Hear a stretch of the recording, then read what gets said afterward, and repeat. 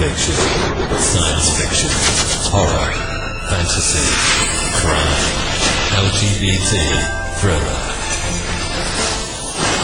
You have now entered the House of Mystery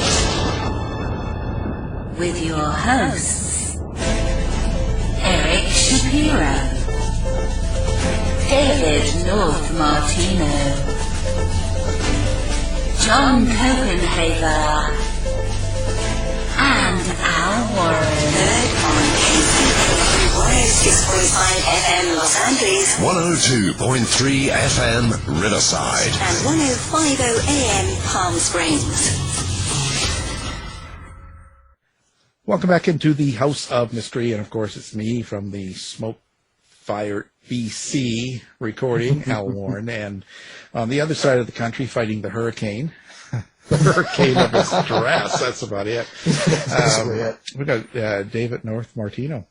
Hey, Al? Maestro? Yeah, it's another day. So, yeah, you know, it's crazy.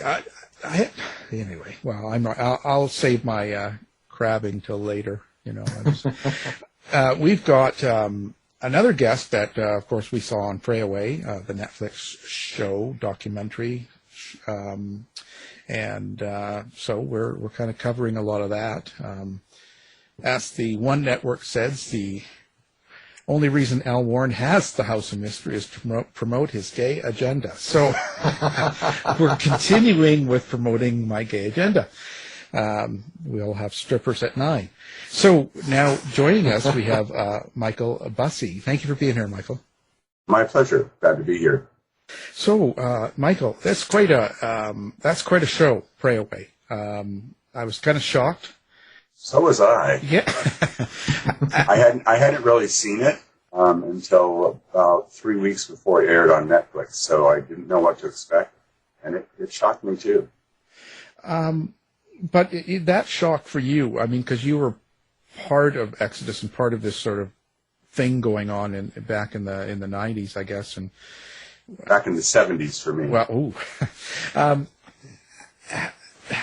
but you didn't see it as it is now then, you know what I'm saying? It was different to you back then. It was very different back then. The ex-gay movement, what we sometimes today call conversion therapy, but the ex-gay movement itself actually began in the early 1970s, primarily within evangelical churches, to give spaces for gay Christians who were struggling with their sexuality and their spirituality, someplace to go and talk to each other and provide mutual support for each other. So it really was much more of just a low-key support group and Bible study sort of situation. We never, ever got involved in politics, never, ever took any money. That all changed. I was only with Exodus for 3 years. I helped host the very first conference where Exodus was born. That was September of 1976 at Melodyland Christian Center, California, and I left only 3 years later. So I kind of consider myself Exodus's first defector, an escapee. Well, yeah. It's kind of crazy in a sense, I guess, because homosexuality really went from being illegal to being a mental problem, like an ailment that you had to fix. Right. I say often that I grew up at a time, I was born in 1953, and I grew up at a time where being gay was a crime, a sickness, and a sin. All three of those things. And we didn't have the internet, so we didn't have any other any other narratives to latch onto. The psychiatric community at the time pretty much agreed that it was a mental illness, that maybe could be treated, probably not, but that it was definitely a mental illness. So, and there was no place else to go. So when the American Psychiatric Association removed it as a mental illness, that really caused chaos within the evangelical community because gay Christians didn't have any place to go. They thought, well, if it's not a mental illness, then I don't need therapy. But I can't really align with the gay pride movement because of my biblical beliefs. So where do I go? What do I do?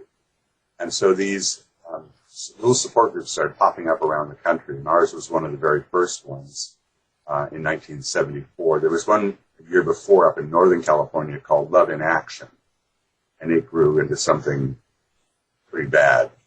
But initially, those first 3 years, I would say, 3 or 4 years, it was pretty benign, mainly just it's like a bunch of gay guys getting together in the Bible study room to talk about their lives. It was actually kind of fun, We could finally talk to other people, other Christians like yourself. The emphasis on changing orientation, that kind of came later. I mean, we did believe that God could change us because we were going to a charismatic church where miracles happened. So we thought, well, maybe ours will happen too. But the focus was mainly on just mutual support. I left in 1979, and then Exodus after that took a very serious turn into conservative right-wing politics, actively fighting against gay rights and accepting money to do it. How did you feel about yourself back then? Like when you first started going to the Bible study classes and Exodus at the very beginning where it started, what were you thinking about yourself or about your sexuality? Were you thinking that it's a wrong thing, it's bad, it's something you need to change? Oh yeah, definitely. I was pretty mercilessly bullied as a kid in elementary school and junior high. A lot of name calling, but also being beaten, having rocks thrown at me, people spitting on me, calling me names because I wasn't like all the other boys. Had a little bit more of a femininity, I guess. I didn't know what it was yet. I knew I was attracted to boys, not girls, but there wasn't a name for it. But I knew from the bullying that I was getting that this was something very, very bad and that you should try not to be this. Now, I didn't grow up in a religious home, but I got caught up in the Jesus movement of the early 1970s and became a Christian, a born-again Christian. And then I started learning that the Bible said this was bad too. And I thought, well, in order to be a good Christian, that means I have to not ever do it, right? And maybe hope that God would create some straight feelings in me. Kind of a naive wish, but back then you thought, well, maybe this is the way to go. This is what people are telling me is the right thing to do. So I noticed that there weren't any Bible studies or any kind of support groups at the church for people with gay feelings. There were support groups for divorced people, people with drug and alcohol problems, but never anything about us. And so I went to the pastor at Melody Land, and I said, I'm curious as to why there aren't any support groups for gay Christians or people who are struggling with gay feelings. And he looked at me and said, well, maybe you're being called to do that. Maybe God's calling you. And I thought, wow, the pastor says God's calling me? He said, well, we'll give you a room on Tuesday night and you can set up in there and have your own Bible study. I said, oh, that'd be great, So we started having it. I didn't grow up in a religious home, but I certainly got the cultural message that there was something wrong with being gay and something you should try to fix. Well, maybe you should have went to the Catholic Church. Maybe so. See, I often think, what would have happened if as a young man I had found a more liberal or welcoming or inclusive church?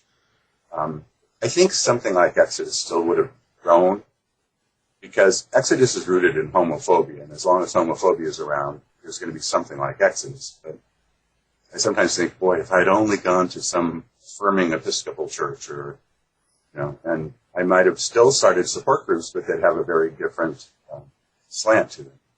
Yeah. But you ended up getting married and having a child. Yes. and going through that pattern. Did you feel like you had to do that, or that would actually make you straight, maybe, or?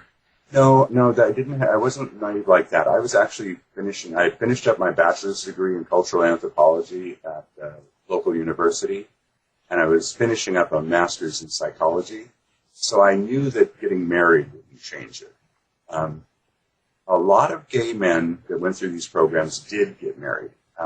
They were told that if they found one particular woman that they could be friends with, could be close with, that maybe God would then bless that by creating some heterosexual feelings. And both my wife and I believed that. I mean, we loved each other. I'd known her since high school. She's still one of the most wonderful people I know. but I shouldn't. Well, I say I shouldn't have gotten married, but if I hadn't gotten married, I wouldn't be a grandfather of 4 wonderful grandchildren.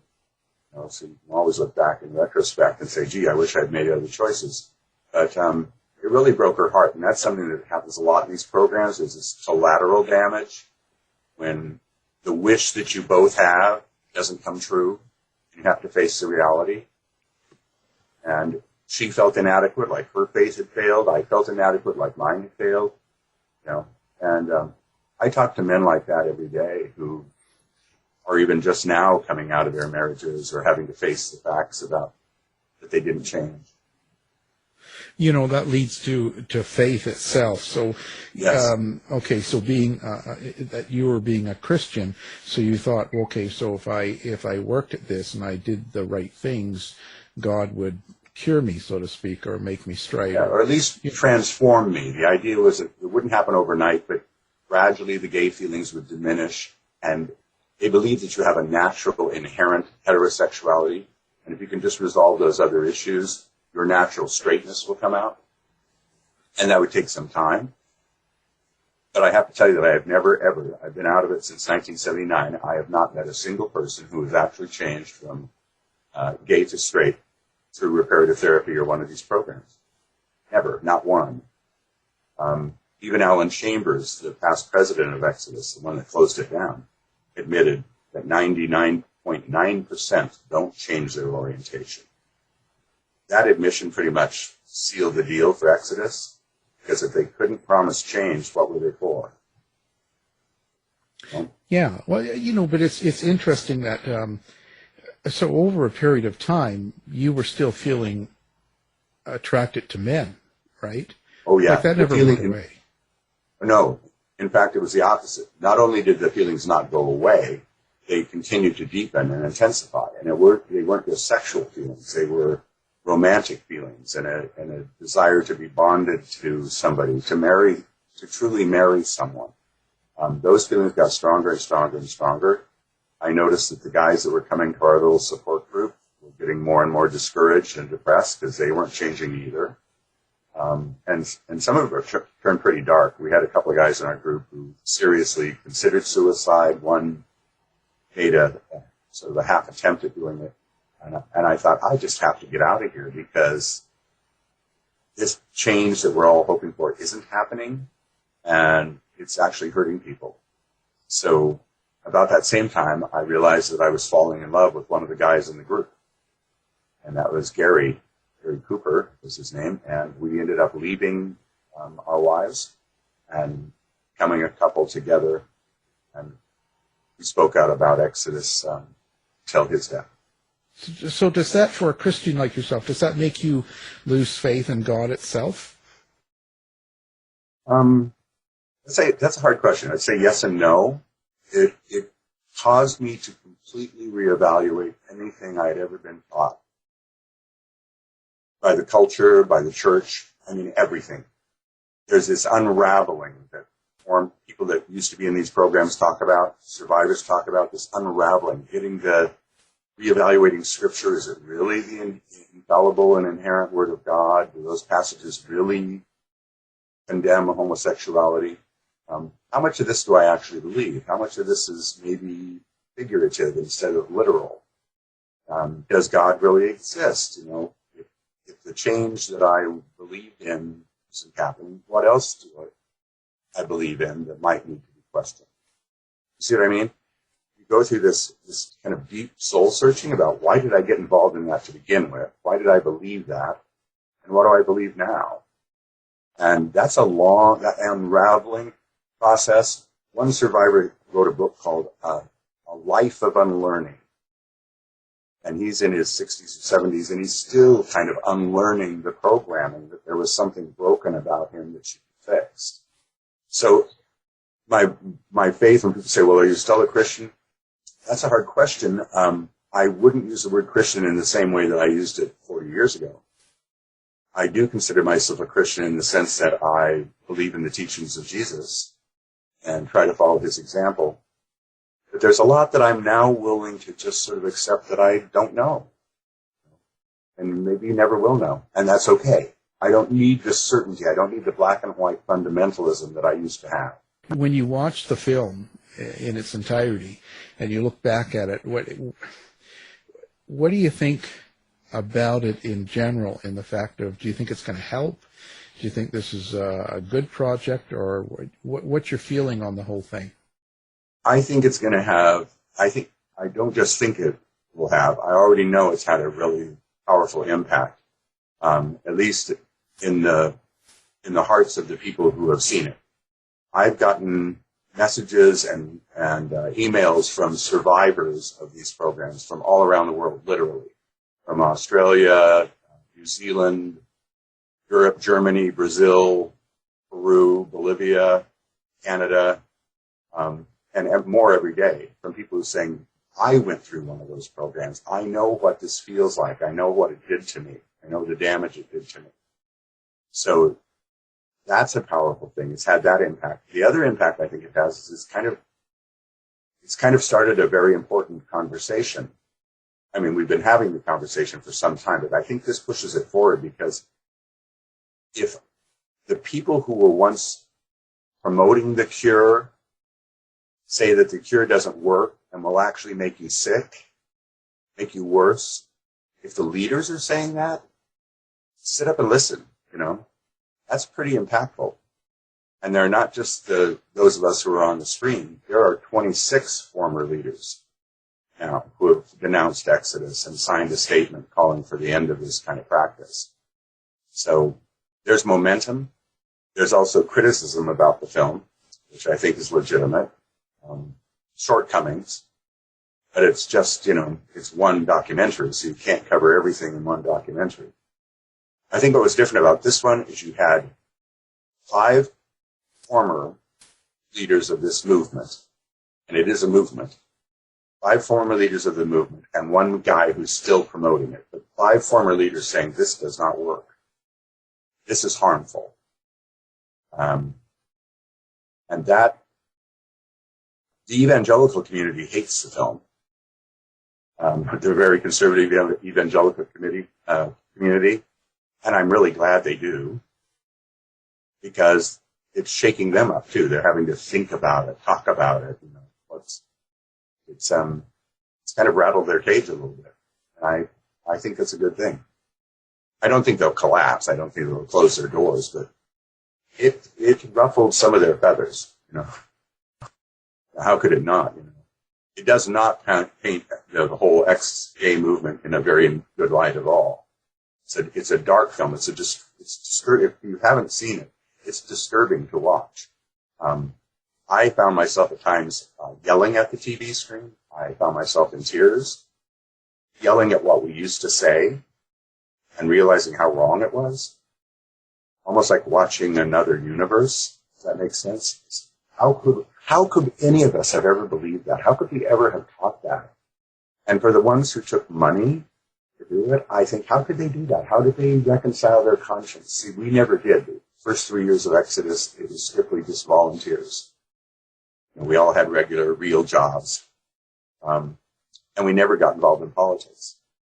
When I saw the film, I thought, why were they willing to turn a ministry into something like a political weapon against the gay community? Didn't they see that was wrong? You see in the film that they finally did. They woke up to the fact that what they were doing was hurtful. There's one particularly moving point where Randy Thomas, the former vice president, says he's afraid to look at his hands because there's blood on his hands. And I think all of the former leaders feel that kind of heavy responsibility, and they should. We should. Well, that's what I was going to ask too about with that infusion of politics and money. I was going to ask if you felt that money was really changed the movement and the organization. Drastically. I would say drastically changed it. From a small network of support groups for struggling gay Christians to a political weapon to used by the religious right. What happened is the religious and political right saw ex-gays as an opportunity for them, because they could fight against gay rights by saying, see, you can change it. You don't need equal rights. You just need to change. And you can change. So they could come across as both loving on one hand, we're just helping people change, but then they could use those testimonies to fight against marriage equality, for example, or fight against ordinances about housing or employment. So they were very happy. The big religious right was very happy about the ex-gay movement. And, there's a passage in the Bible that says the love of money is the root of all kinds of evil. I think that's very true. I think Exodus in its later years proved that. It's actually one of the reasons I left in 1979, because they were just starting to toy with that idea of accepting money and getting involved in politics. And I was strongly opposed to that. I said, no, we cannot go that way. It's got to be just a group of strugglers, not a political weapon. But when I left in 1979, the decision was made in the early 1980s to really link up with those groups, those far-right political groups. You see that in the film, too. I think that was a very, very dark turn for Exodus.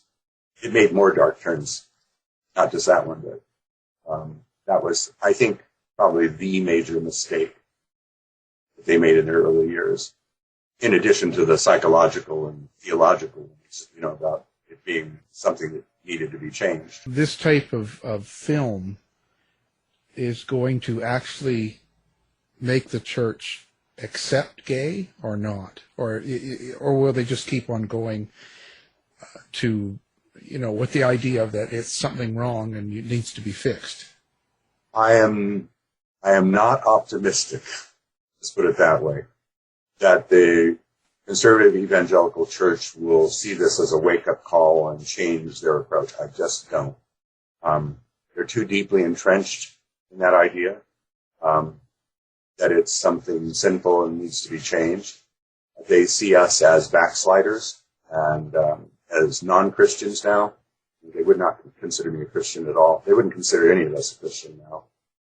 Although most people who come out of these programs remain devout Christians. They may change some aspects of their faith, but they still consider themselves, devout Christians. No, I don't think it's going to be a wake-up call. At the very end of the film, I think the film is more like a warning.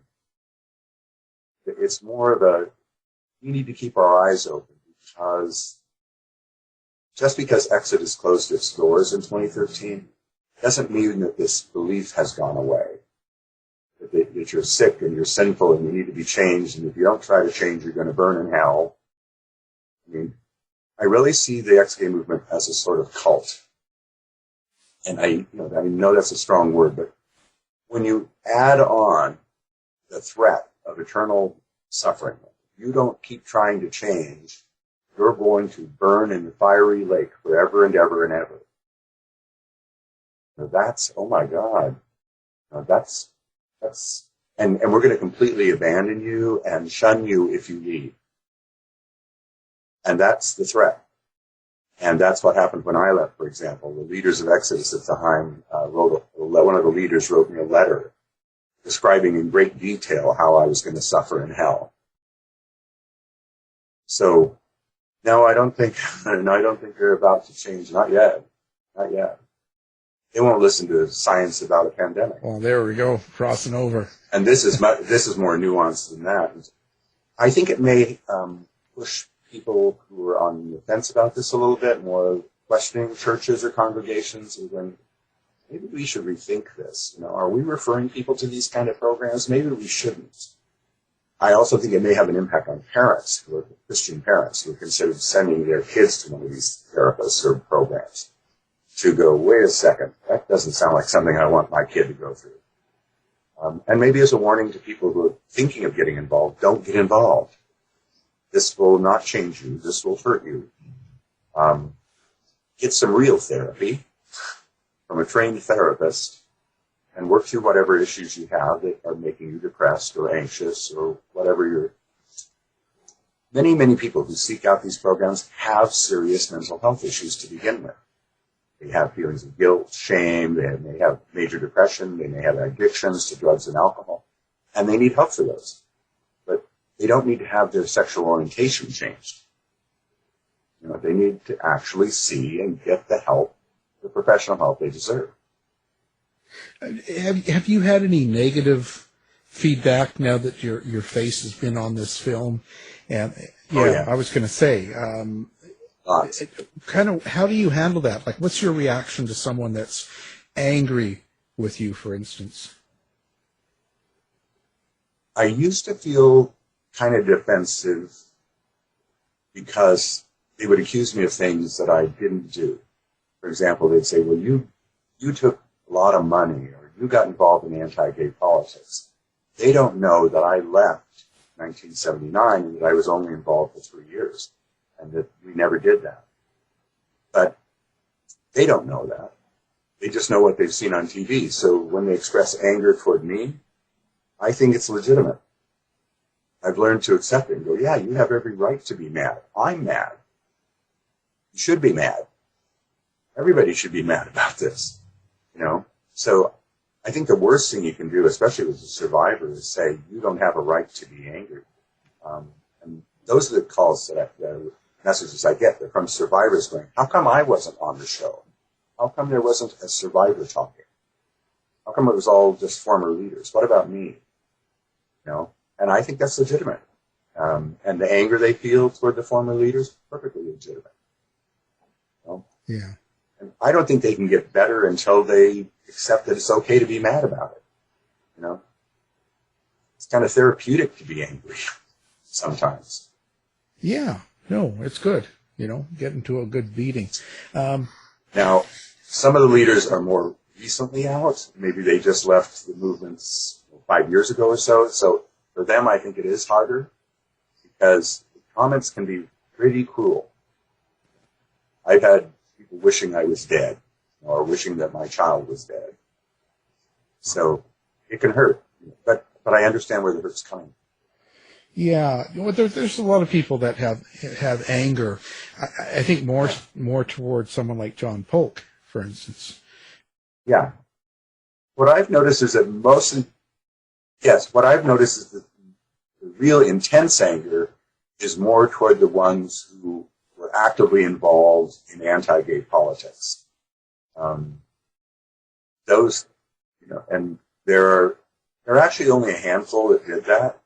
I mentioned that there were 26 former leaders who denounced the program. Most of those people were small group leaders in various parts of the country. Nobody would know them. They didn't have any kind of public name recognition like John Paul or Randy Thomas or Alan Chambers, etc. So they don't get it must be kind of nice because they're against the program, but they're not the public face of it, So what I've noticed is they're mainly angry with the ones on the film, ones who did get involved, and they talk about their involvement with the religious right and politics. They're not as angry at me. Well, we can try and change that. We can get we'll get that. We'll get on that. Yeah, you can change that if you want to. The other thing is, I think the most important thing, can't be said enough, the most important thing is to listen to survivors.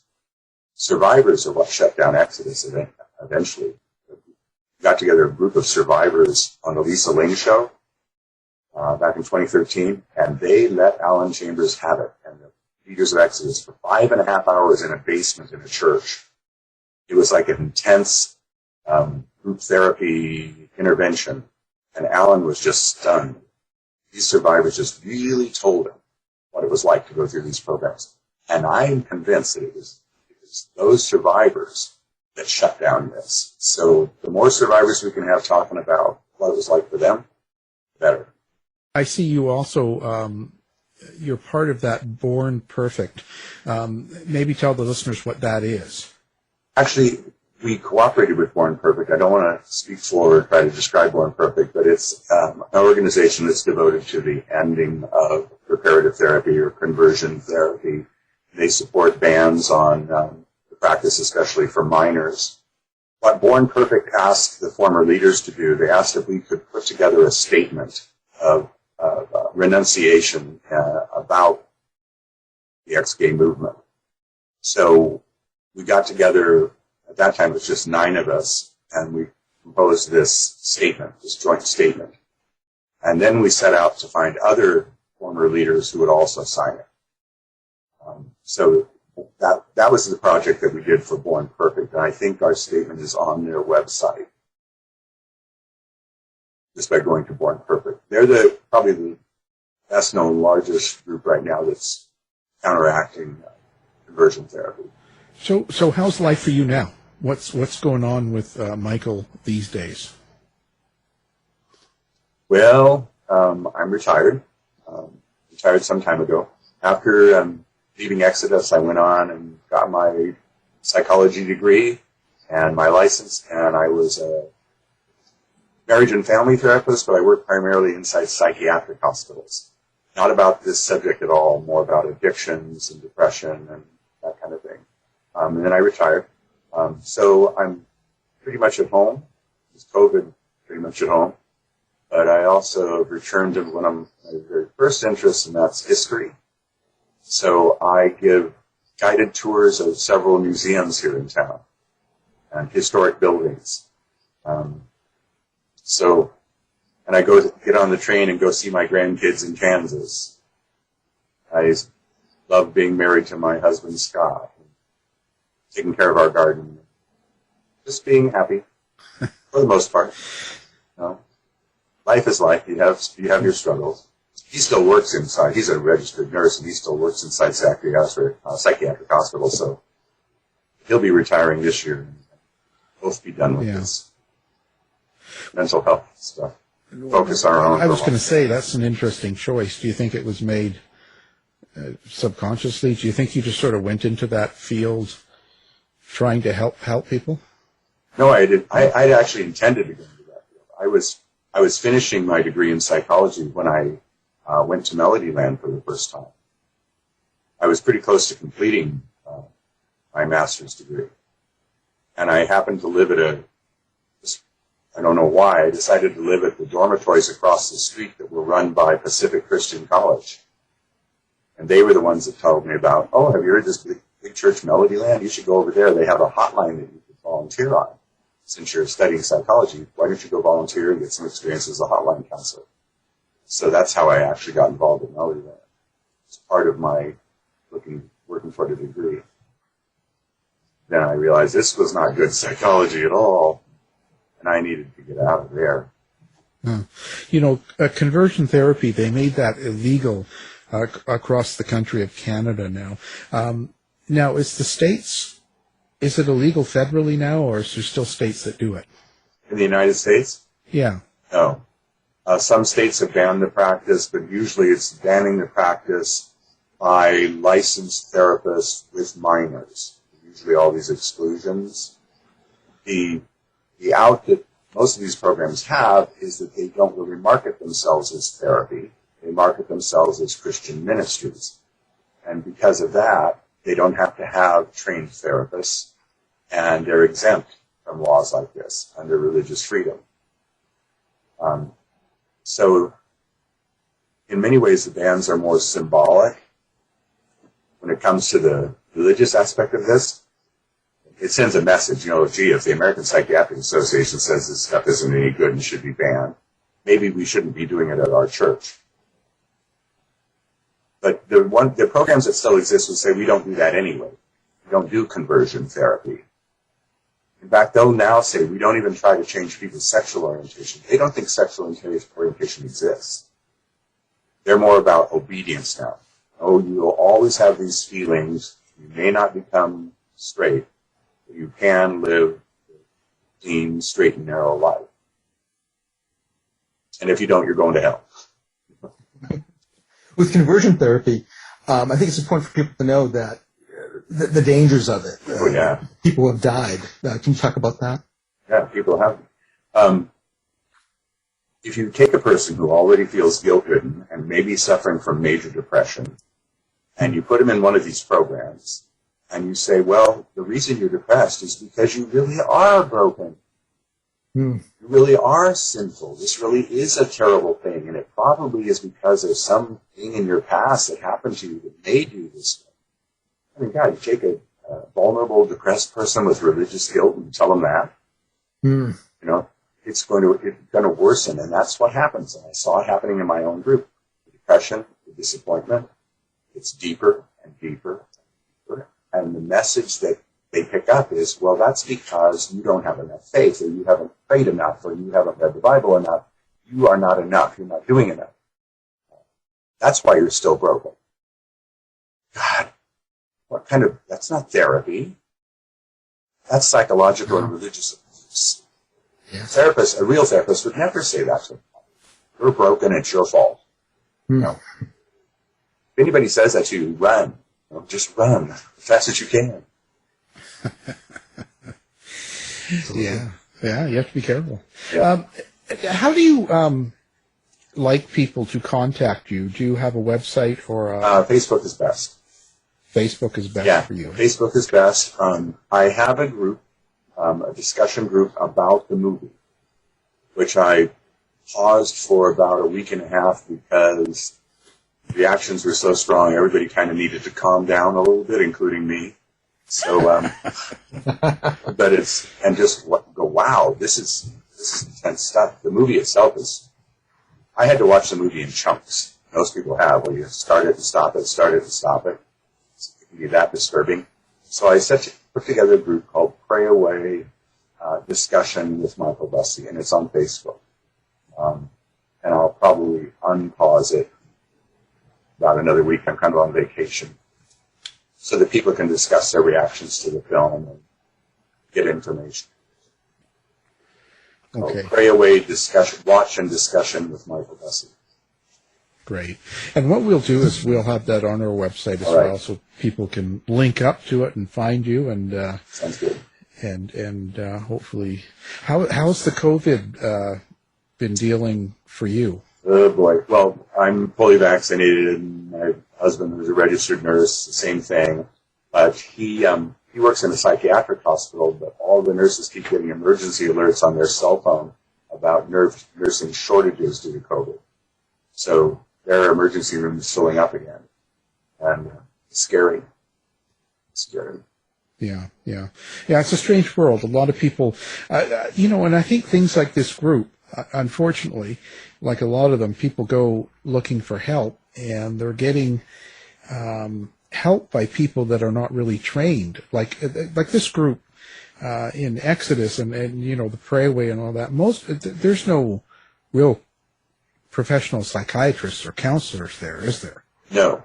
I'd go further to say there aren't many, to say there aren't any that are really trained and qualified in the area of human sexuality and dual diagnosis, people that have depression, things like that.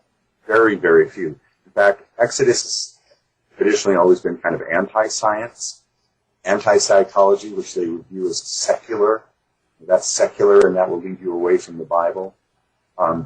They did hook up with North for a while, an organization of therapists that thought you could change your orientation, basically to try to give themselves some legitimacy. But it was junk science. It was ridiculous stuff. But for a while, Exodus did hook up with Joseph Nicolosi and the whole conversion therapy, secular conversion therapy movement. What do you suggest for people to do then? Someone right now is struggling with their situation and that they're gay. What do you suggest? Find support. Support is out there. Unlike when I was growing up, there now are groups for gay Christians to discuss in an inclusive way, one that won't try to change them. There are groups where they can discuss the feelings they're having and get support from other gay Christians. There are quite a number of those organizations. I mean, I can provide links and resources to those. Tell your story, even if it's just to a friend. Start building your support network. You deserve that. Be honest to yourself. Tell the truth about your own. When I finally had to say, look, I'm not changing. I'm still gay. I still have these feelings. I needed to speak that truth to myself first before I told anybody else. So speak truth to yourself, I would say to them. Listen to your own heart and soul that tells you that you know you're gay, you know you're not changing. Now, the question should be, now what do I do? How do I live my life the best way I can as a gay person? What do I want my life to look like? Instead of trying to change my orientation, how can I become the best queer person I can? You know? Take that approach. Yeah. Well, on that, we will be wrapping up the show. Okay. It's been a very good show. My pleasure. And thank you for being here. Our guest has been Michael Bussee. Thank you for being here. My pleasure. Thank you for having me on. Please listen to Survivor Voices.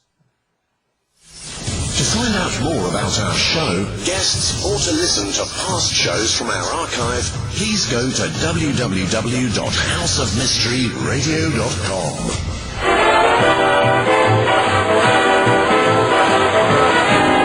The mission has been completed. The end! By George, he's got it! It is the end! I'll tell you. If you're lying to me, I'll be back. This has been a production of Something Weird Media.